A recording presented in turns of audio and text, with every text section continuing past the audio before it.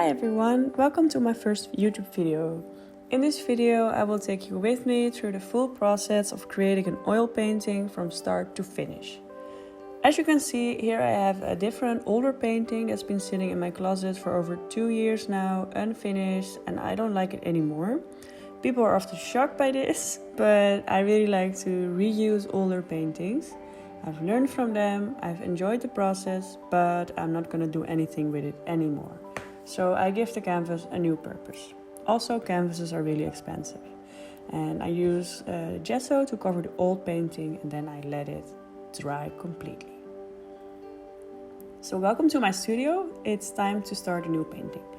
I always start with a rough sketch on the canvas. I don't dwell on this too much because as soon as I will put paint on it, the sketch will not be visible anymore. So this is just for the placement and the right proportions.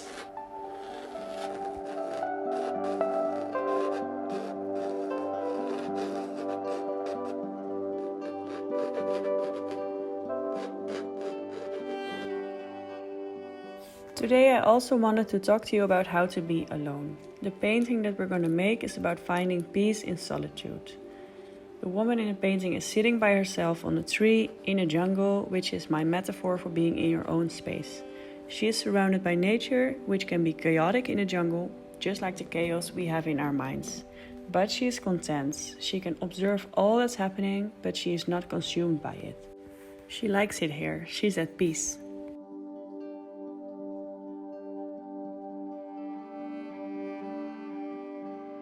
I use acrylic paint for the underlayer because acrylics are very easy to work with. They cover bigger areas and it dries really fast. This helps me to quickly block in the colors and cover all the white canvas showing through. Mostly I only do 1 or sometimes 2 layers of acrylics. This is because I like oils a lot more. So solitude is a theme I wanted to explore and express in my artwork because it's something a lot of people, myself included, are struggling with from time to time. I used to be alone quite a lot when I was younger. I am an only child, I was home alone often, and I also think that's part of the reason why I developed my passion for painting, for writing, for music so much. So the problem was never that I had nothing to do when I was alone. I'm actually almost never bored. But what also developed over time was a tendency to spiral down in negative thoughts whenever I am alone. And then I would get stuck in a sort of freeze state. I would become very judgmental of these thoughts and thereby I was actually reinforcing it. So the jungle I just talked about, it tended to swallow me up. I would be judgmental of the chaos. It's like wanting bent trees to be straight. So now that the underpainting is done, it's time to get the oils out. So this is always a very exciting moment for me as I can already see what the painting will look like. But the oils are going to give it so much more depth, so much more vibrancy. And oil painting really makes it come alive. So I use gel kit to make the oils run smoothly and dry faster.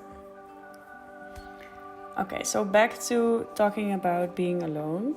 So because I dislike the thoughts that would arrive when I was alone, I started disliking being alone.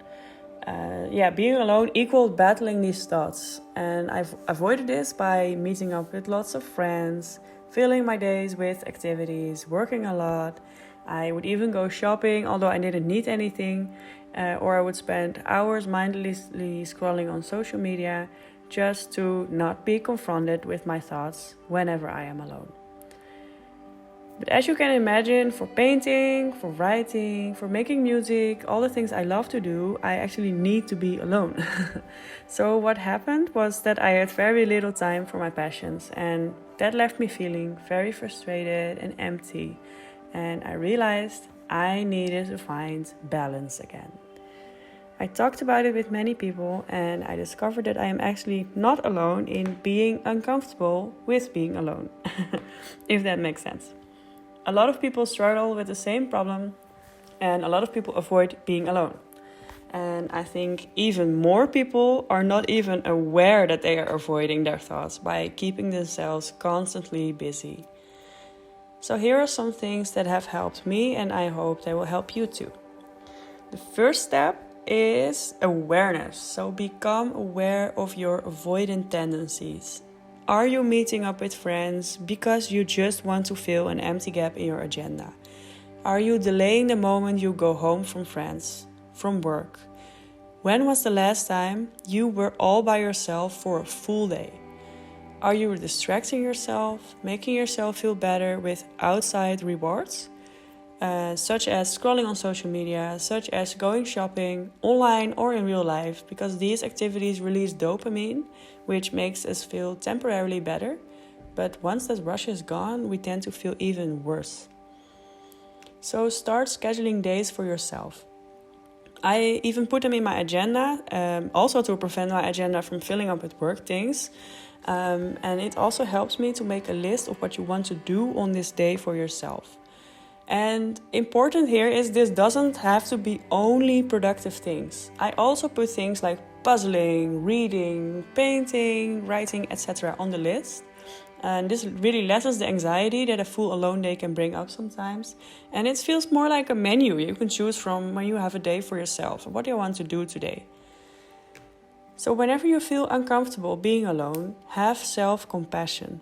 It's totally normal to feel tension. It's okay to not like to be alone or to find it scary.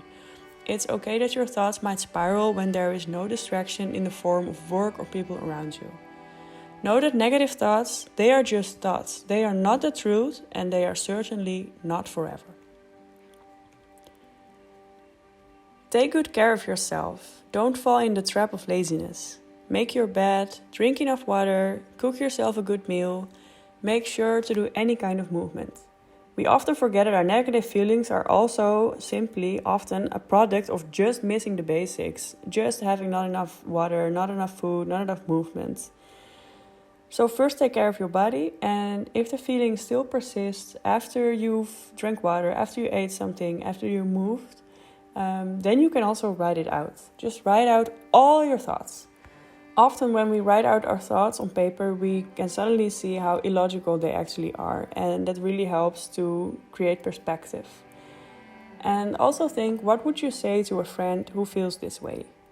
You would be compassionate, right? So be compassionate to yourself as well.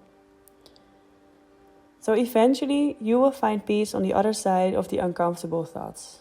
Once you know that you can be alone, that you can be your own best friend, no one can take that away from you. That is a huge strength in itself. This doesn't mean that you won't need other people anymore. We are social animals, of course we need other people. And I would actually advise you to see someone after a maximum of 2 or 3 alone days, because we just need to be around other people from time to time. That's also really important. The thing that it is, it's balance. We need to find balance between being alone, being with other people. And the biggest advantage, if you know you can be fine on your own, is that you will become less likely attached to other people. And you have more time for yourself, for your own creative endeavors, for your own peace. And that is a huge strength and something you can really build trust on for yourself. So that's the thing that I wanted to envision with this painting. And yeah, it's finished. And this woman is sitting here in her own jungle, and she is at peace. She is alone, but she's fine with it. She can be on her own. She is surrounded by the chaos of the jungle, of all the branches, all the trees growing in weird ways, just like our thoughts can grow in weird ways. And she's in there, but she's not consumed by it. She just observes it, and she is at peace with herself. And that is an inspiration to me, and I hope it's also an inspiration to you. Thank you for watching.